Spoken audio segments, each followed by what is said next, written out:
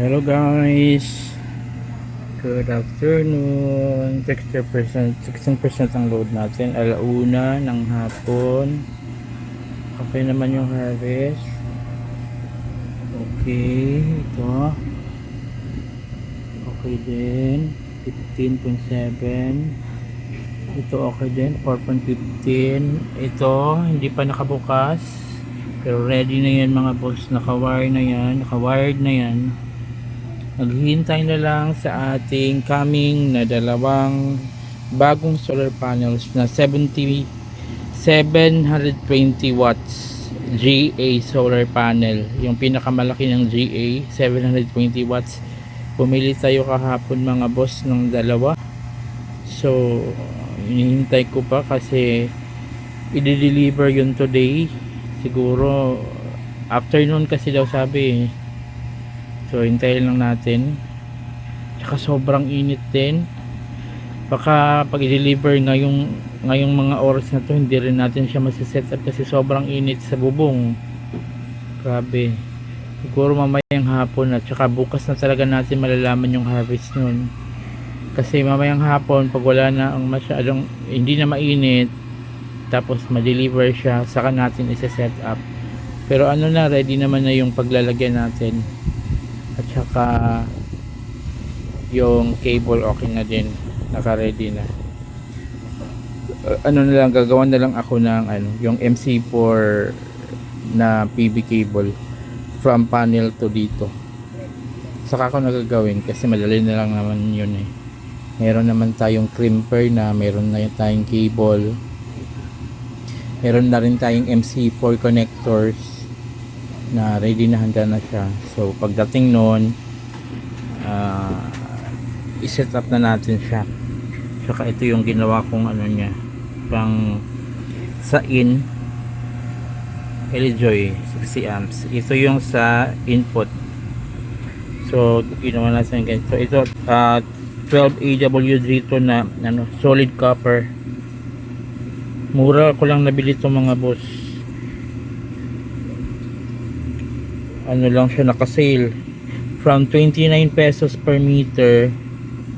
Solid to na ngayon naka-sale siya dito sa mall sa malapit, Gaisano Mall. Naka-sale siya kasi last stocks na nila. Naka-sale ng 14 pesos something na lang. So bumili tayo. Ito na din yung gagamitin nating PV cable kasi sobrang solid niya talaga at malaki yung niya, 12 AWG. So ang alam ko 12 AWG kaya nun hanggang 20 amps na current eh. So kayang-kaya niya i-handle yung ating bagong panel kasi maximum nun nasa 17, 18, 19 ganun lang amps. So since isi-series naman natin yun, hindi naman mag-increase yung dalawa yun, isi-series natin. So same pa rin yung current, maximum 19 amps or 20. So kaya pa rin i-handle nito, hindi ito mag-iinit for sure. Medyo maliit siya tingnan kasi solid talaga siya, hindi siya gaya ng mga yung parang ibang yung mga wires na PV cable. Ito matigas, tingnan nyo, para siyang alambre pero pure copper siya mga boss. Swerte nga ako kasi naka-sale siya at nakita ko talaga siya doon sa mall. So binili ko na siya, bumili ako ng 30 meters.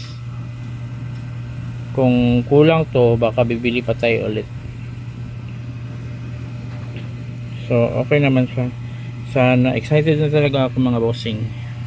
So update ko kayo mga boss pag nandito na at maset up na natin, videohan natin agad, update ako kayo agad, lagay na natin agad, upload natin agad yung video para makita nyo. At kung syempre yung araw-araw ginagawa natin yung harvest update natin, ipapakita ko sa inyo kung gaano siya kalakas kasi 720 watts yun, diba? 720 watts dalawa, so kung yun 1440 watts ang alam ko pag ganyang malalaking panels na talaga nag-i-exceed talaga yan ng 720. Kung 720 nag-i-exceed yan ng 720.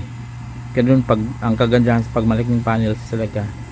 At saka yung mga latest na model, napaka high ng efficiency nila ng harvest. So excited ako mga bossing. So yan mga boss, pinakita ko lang sa inyo.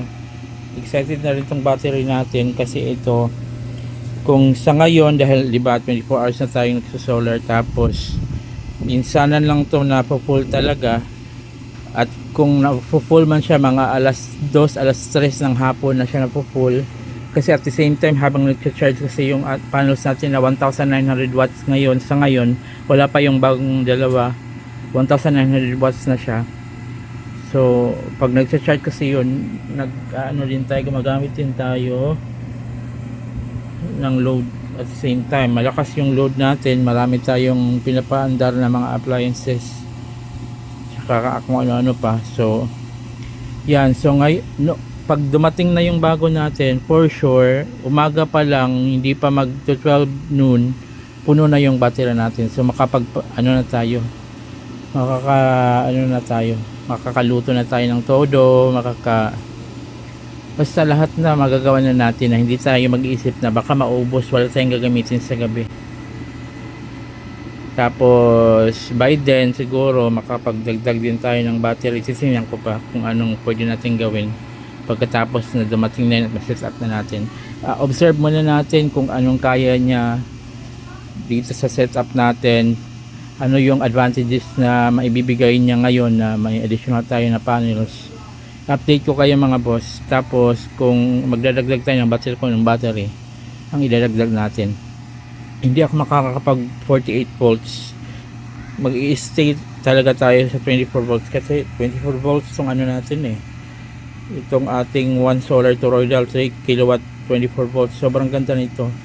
Tsaka yun is RNA 40 amps, 24 volts lang yan. Yung 600 watts natin LED 24 volts lang din kaya hanggang maximum. Ito pwede sa 48, pwede sa 48 kasi step up ng 200 watts natin, 48 pwede. Itong battery natin 16 peraso, pwede natin i-series yan, 16 peraso naka-series, so 48 volts din. Kaya lang sa ngayon na 24 volts yung setup natin, naka 8S2P to itong battery natin, 8S2P. So yun, kung mag-ano tayo, ang madi-disregard ito, kung mag 48 volts tayo, ito mapapalitan, ito mapapalitan, ito okay na, gagana pa rin yan. Pati yung ating mga balancer natin, active balancer ng battery na ginagamit natin, hanggang 8S lang yun, so mapapalitan, kailangan natin palitan yun. So sa ngayon hindi ko pa iniisip na mag-upgrade tayo into 48 volts. Stick muna tayo sa 24 volts kasi okay naman din ang 24 volts mga boss compared sa 12 volts. Yun, so hanggang sa muli mga bossing, update ko kayo bukas kung anong magiging magandang mangyari ngayon araw, saka update ko kayo. Sige mga bossing, ingat palagi.